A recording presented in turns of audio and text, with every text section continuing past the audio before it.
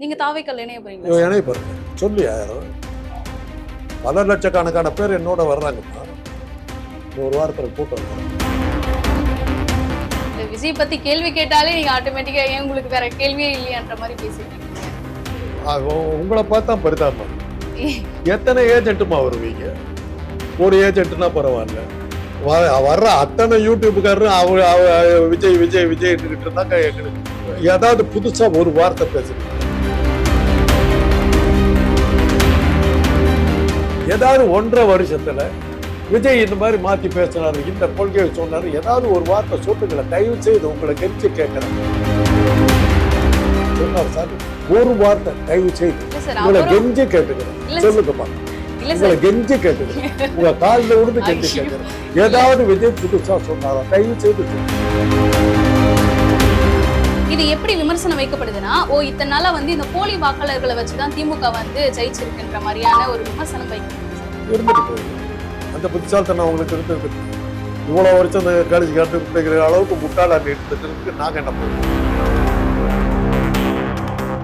50 வருஷத்துக்கு அப்புறம் கண்டுபிடிக்கிற அறிவு கட்ட முண்டமே உனக்கு இப்பதான் தெரியுதான்னு நாங்க கேட்கறோம். இதை கண்டுபிடிக்கிறதுக்கு எத்தனை வருஷம் ஆச்சு? நீ உங்ககிட்ட ஆட்சியை கொடுத்தா என்னத்தை கட்டணும்? தீய சக்தி தீய சக்தி தூய சக்தி என்ன? யாருக்கிட்ட போய் பேசிக்கிட்டு இருக்கிற? குந்தியால உட்காந்து கத்திக்கிட்டு இருக்கிற? மனநலம் பாதிக்கப்பட்டுச்சு. ஜெயலலிதா ஒரு மிரட்டின உடனே கட்சியை கலைச்சு விட்டு, அப்பா நீ எனக்கு அப்பனும் இல்லை, நான் உனக்கு மகனும் இல்லைன்னு சொல்லிட்டு ஓட்டு சொந்தக்கான தொழிலை காண ஓட்டு ஆளு நீங்க திருப்பி ஓடுறேன்னா, அதே மிரட்டல் அமித்ஷா விட்டதுனால அரசியலுக்கு இதில் பார்த்து பரிதாபம் தான். அரசியல் அலசல் நேயர்களுக்கு வணக்கம். நம்முடைய சிறப்பு நேர்காணலில் இணைந்திருப்பவர் டாக்டர் காந்தராஜ் அவர்கள். வணக்கம் சார், எப்படி இருக்கீங்க சார்? சார், விஜய் என்றாலே உங்களுக்கு ஏன் சார் இவ்வளவு கோபம்? எனக்கு ஒன்றும் கோபமே இல்லையே. இல்ல, விஜய் பத்தி கேள்வி கேட்டாலே நீங்க ஆட்டோமேட்டிக்கா ஏன் உங்களுக்கு வேற கேள்வியே இல்லையான்ற மாதிரி பேசிட்டு இருக்கீங்க. உங்களை பார்த்தா பரிதாபமா இருக்குது. எத்தனை ஏஜென்ட்டுமா வருவீங்க? ஒரு ஏஜென்ட்னா பரவாயில்ல, வர்ற அத்தனை யூடியூப்புக்காரரும் விஜய் விஜய் விஜய் இருந்தாங்க. எங்களுக்கு ஏதாவது புதுசா ஒரு வார்த்தை பேசுறீங்களா? ஏதாவது ஒரு இப்ப விஜய்னா கோபம் வந்துருச்சுன்னு சொல்றீங்க, அது தவிர வேற என்ன உங்களால என்ன பேச முடிஞ்சது? எதுக்காக நான் கோவச்சுக்கணும்? விஜய்க்கு எனக்கு பங்காளி சாட்டையா? விஜய் படத்தை கூட நான் சரியா பார்த்தது. அவரால் எனக்கு என்ன பாதிப்பு ஏற்பட்டது? உழைக்கிறதுக்கு வந்தா அந்த பையன் ஏதோ சொந்த பேர் கூட கிடையாது, தளபதினு ஸ்டாலின் பேரை வச்சுக்கிட்டு கட்சி நடத்திக்கிட்டு இருக்காரு.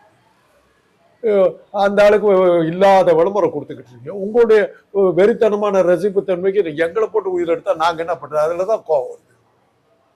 ஏதாவது 1.5 வருஷத்துல விஜய் இந்த மாதிரி மாத்தி பேசினாரு, இந்த கொள்கையை சொன்னாரு, ஏதாவது ஒரு வார்த்தை சொல்லுங்களேன் தயவு செய்து. உங்களை கெஞ்சி கேட்கிறேன். இந்த விஜய் இது புதுசா இப்படி சொன்னாரு சார், ஒரு வார்த்தை தயவு செய்து உங்களை கெஞ்சி கேட்டுக்கிறேன் சொல்லுங்க பாக்க. உங்களை கெஞ்சி கேட்டுக்கிறேன், உங்க காலில் விழுந்து கெஞ்சி கேட்கிறேன்.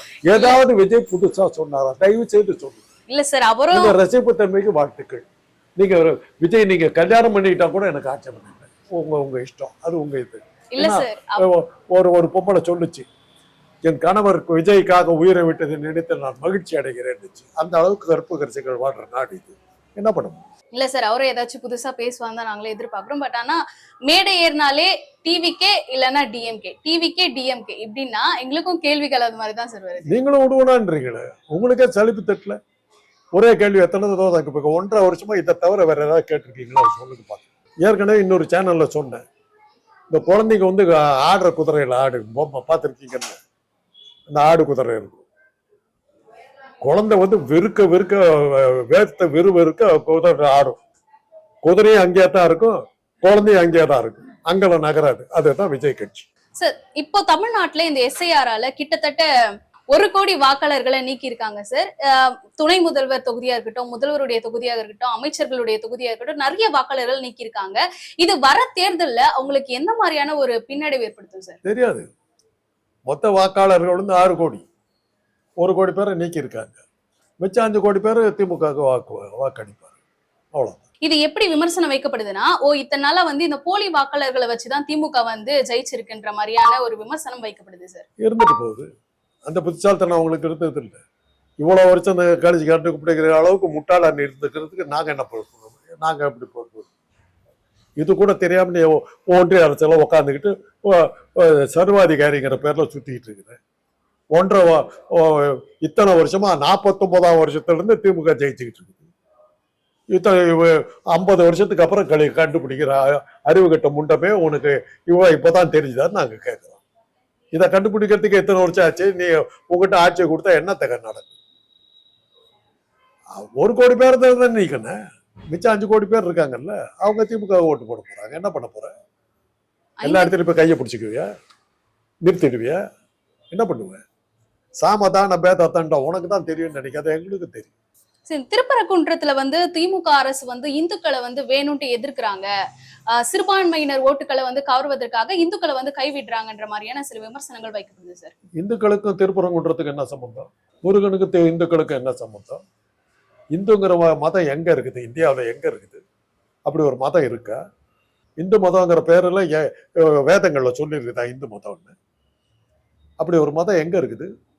யார் இந்து? நான் இந்துவா? நீங்க இந்துவா? யார் இந்து? என் குலதெய்வம் அங்காள பரமேஸ்வரி.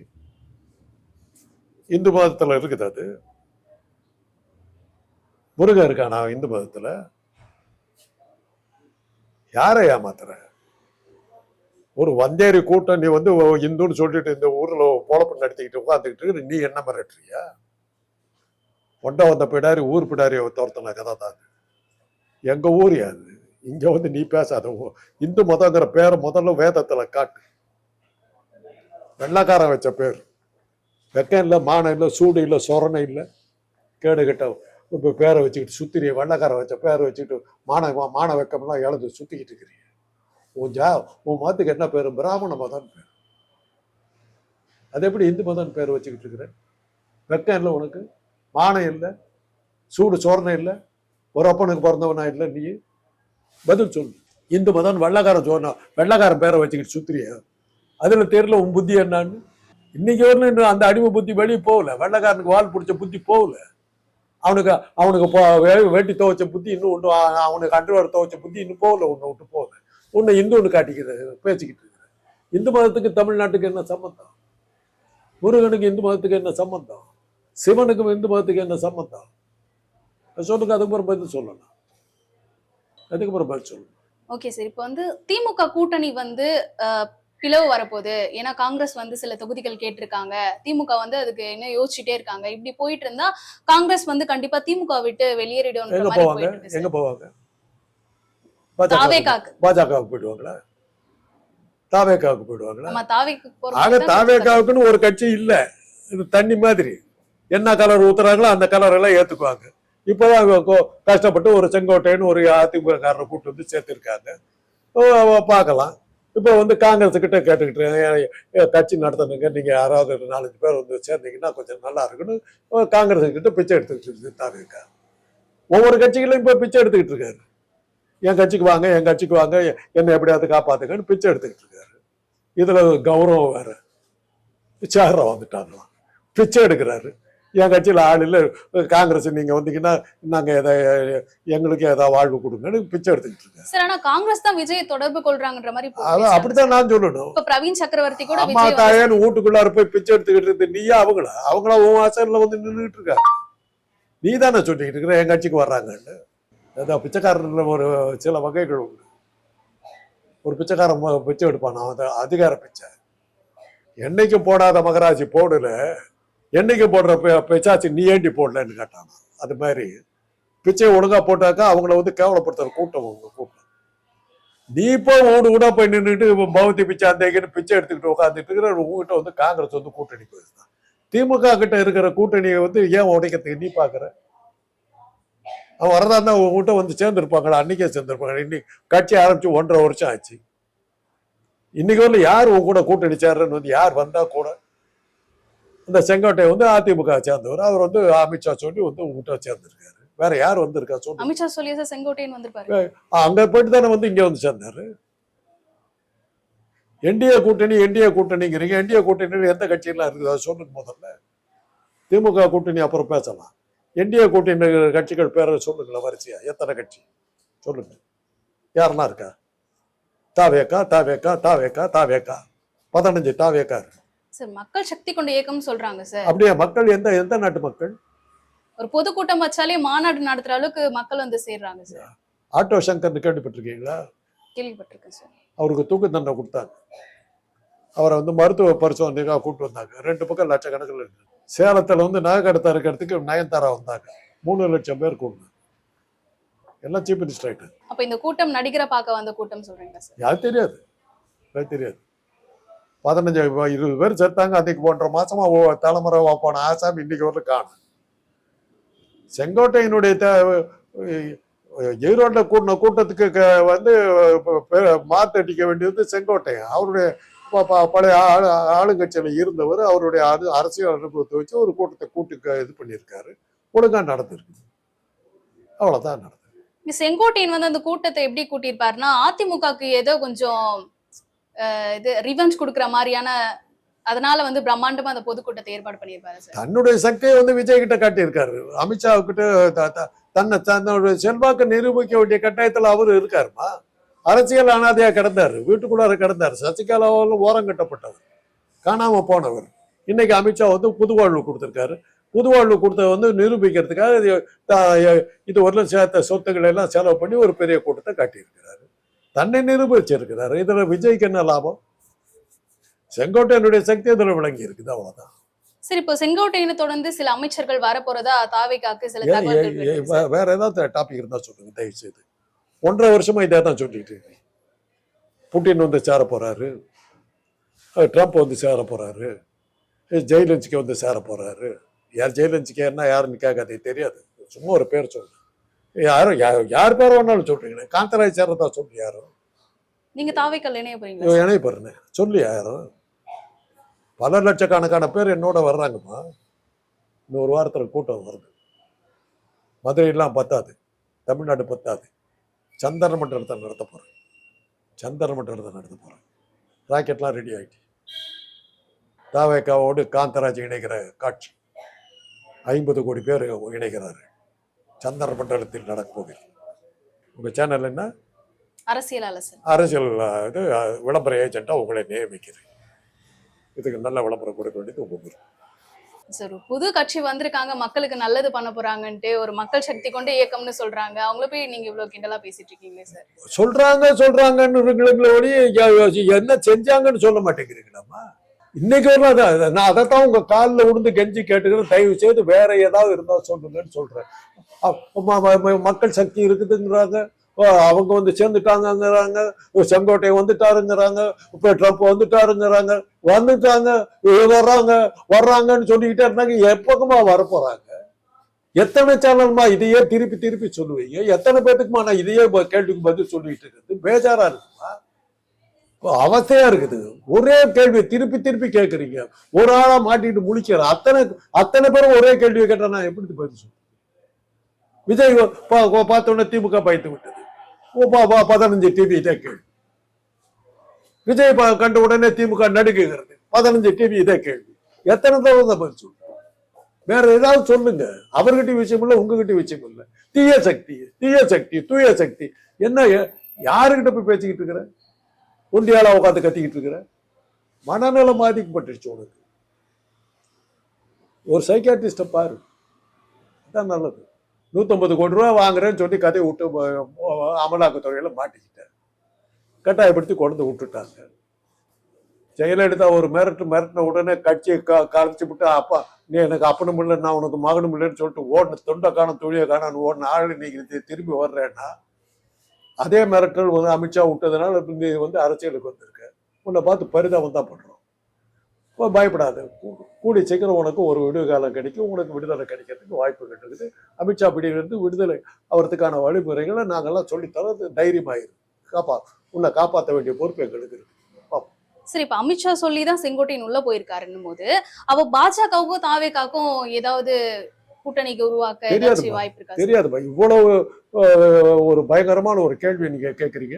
இந்த கேள்வி 36வது சேனல் நீங்க இதே கேள்வி கேட்குறீங்க.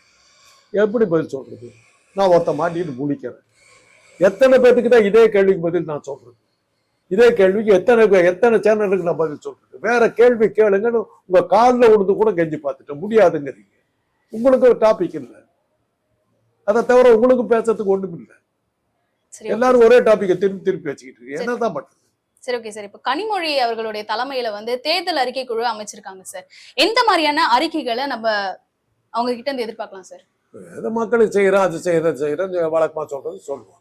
பல வாக்குறுதிகள் செய்யறேன்னு சொல்லியிருக்காங்க. ஆமா, ஆனா அதுல கண்டிப்பா நிறைய கொடுக்கத்தான் வாக்குறுதிகள் செய்வாங்க. இன்னும் கண்டிப்பா வாக்குறுதிகள் கொடுக்கத்தான் செய்வாங்க. ஓகே சார் குடுக்குறாங்க. சரி வாக்குறுதிகள் நிறைவேற்றணும் சார். நிறைய வாக்குறுதிகள் இன்னும் நிறைவேற்றாமலே இருக்குன்ற மாதிரியும் சொல்றாங்க. அப்ப வேற கட்சிக்கு போங்க, ஓட்டு போடாதீங்க. உங்களை யாரு கட்டாயப்படுத்தினா? கனிமொழிக்கு ஓட்டு போட்டுன்னு உங்களை வந்து கேட்டாங்களா? உங்க வேலை என்ன? விஜய்க்கு ஏஜென்டா இருக்கிறதா உங்க வேலை. அதுக்கு போய் போடுங்க. யார் வேணாங்கிற? விஜய் முதல்ல எலெக்ஷன் நிக்க சொல்லுங்க, அப்புறம் அவங்கள பத்தி பேசலாம். முதல்ல எலெக்ஷன் நிக்க சொல்லுங்க, அப்புறம் பேசலாம்.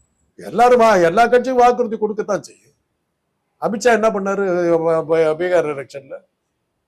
எலெக்ஷன் 2 நாளைக்கு முன்னாடி 10,000 ரூபாய் பெண்களுக்கு கொடுத்ததான ஓட்டு வாங்கினாரு, விலைக்கு வாங்கினாருல்ல? வாங்கினாரா இல்லையா? 200 சீட் எப்படி ஜெயிச்சார்? பெண்களுக்கு 10,000 ரூபாயை உடனே கொடுத்தாருல்ல? திராவிட மாடல்ல காப்பி அடிச்சு தானே கொடுத்தாரு. பெண்கள் எல்லாமே இழிபெறுவின்னு சொல்ற ஒரு கட்சி அந்த பெண்கள் காலில் போய் விழுந்துச்சு, 10,000 ரூபாயும் கொடுத்துச்சு. சாமதான பேதத்தான் ஆட்சிக்கு வரணும், கொள்ள அடிக்கணும், என்ன வேணாலும் பண்ணலான்னு போனாங்க. திராவிட மாடலாக தான் காப்பி அடிச்சாங்க. பெண்களுக்கு இவங்க 1000 ரூபா கொடுத்தாங்க, நான் 10,000 கொடுக்குறேன்னு கொடுத்தாங்க. அவ்வளோதான். சார் அந்த 1000 ரூபாய் நிறைய பேருக்கு இன்னும் கொடுக்கலன்ற மாதிரியான குற்றச்சாட்டுகள் வைக்கப்படுது சார். கொடுத்துருக்க வாங்கினும் வாங்கிட்டு போயிருக்காங்க. எல்லா இடத்துலையும் ஒருத்தன் எனக்கு ஆத்தர் முடிச்ச ஆளே இருப்பான். இந்த கையில் 1000 ரூபாய் வாங்கிட்டு இன்னொரு கையை நீட்டிக்கிட்டு இந்த கையில் கொடுக்குறேன்னு கேட்கறவனா இருப்பான். அவனுக்கெல்லாம் பதில் சொல்ல முடியாது. 2 கைக்கும் இந்த கைக்கு ஒரு 1000 இந்த கைக்கு ஒரு 1000 கேட்குற பிச்சைக்கார பசங்கள்லாம் இருப்பானுங்க. அவனுங்களுக்கெல்லாம் பதில் சொல்ல முடியாது. சரி இப்ப அண்ணாமலை அவர்கள் வந்து இப்போ திமுக வந்து இந்துக்களை வந்து வேணான்ட்டு ஓரங்கட்டுறாங்க. ஆனா தேர்தல் நெருங்குது, பிப்ரவரிக்குள்ள வந்து ஸ்டாலின் அவர்கள் வந்து முருகன் மாதிரி வேடமிட்டு வருவாரு, பட்டி அடிச்சுட்டு வேலை புடிச்சிட்டு வருவாரு. அப்போ வந்து இந்துக்கள் உங்களுக்கு ஓட்டு போட்டுருவாங்களா மாதிரி கிண்டலாக பேசிருக்காங்க. திருப்பி திருப்பி அதாம்மா சொல்றேன், பேஜார் பண்ணாதீங்க. தயவு செய்து உங்க காலில் விழுந்து கெஞ்சி கேட்டுக்கிற முருகனுக்கு இந்துக்கும் என்ன சம்பந்தங்கிறத தயவு செய்து சொல்லுங்க. அதுக்கப்புறம் பேசலாம். இந்த கேள்விக்கு பதில் சொல்லலாம். முருகனுக்கு இந்துவுக்கும் என்ன சம்பந்தம்? இந்துக்கள்ல சொல்லி இருக்குதா முருகனை பத்தி? இந்துங்கிற மதம் எங்க இருக்குது? முதல்ல வேதங்கள்ல சொல்லப்பட்டிருக்குதா இந்து மதம்னு? நான் இந்துவா? என்னுடைய குலதெய்வம் வந்து அங்காள பரமேஸ்வரி. வேதத்துல இருக்குதா வங்காள பரமேஸ்வரி? கோலவெளியம்மா இருக்குதா வேதத்துல? மாரியம்மா இருக்குதா? சொல்லுங்க. எந்த சாமி இருக்குது? சிவன் இருக்கிறாரா?